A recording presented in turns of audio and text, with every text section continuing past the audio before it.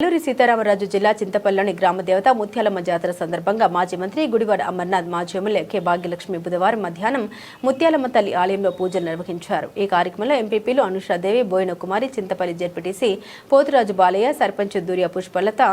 MPTC Dasari ధారా లక్ష్మి, ఉత్సవ committee అధ్యక్షుడు పసుపులటి వినాయకరావు, పలువురు కార్యకర్తలు, నాయకులు పాల్గొన్నారు.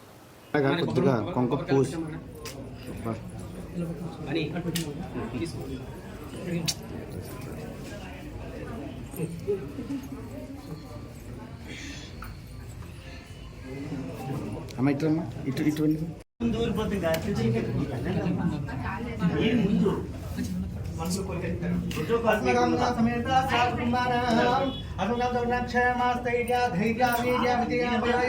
ఆయురారోగ్యేంద్ర ప్రాప్త్యార్థం ధర్మార్థ కామ్య మోక్షాత్ లబ్ధ ఫలప్రసాదిత్యార్థం న్యాయకార్యం సంపూర్ణ కరుణాకర సఫల ప్రాప్త్యార్థం హదన్మాని పూర్వజన్మాని జన్మదంశ జన్మనక్షత్ర జన్మలగ్న జన్మరాశి సర్వవిధ గోచరిత కిందతో సుందరగా హాతం రంజిత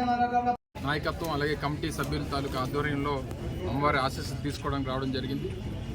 ఇటు జీకే వీధి, చింతపల్లి రెండు మండలాలకు సంబంధించి ఈ ప్రాంత ప్రజలందరికీ కూడా, గిరిజన ప్రాంతాల్లో ఉన్నటువంటి గిరిజనులందరికీ కూడా ఆరాధ్య దైవంగా ఉన్నటువంటి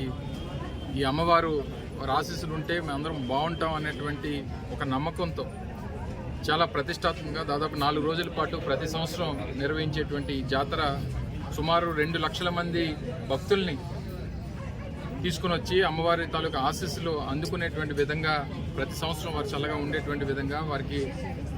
అష్టైశ్వర్యాలు, ఆయురారోగ్యాలు ప్రసాదిస్తుందన్నటువంటి ఒక నమ్మకంతో ఈ అమ్మవారి తాలూకా ఆశీస్సుల కోసం వస్తున్నటువంటి ప్రజానికి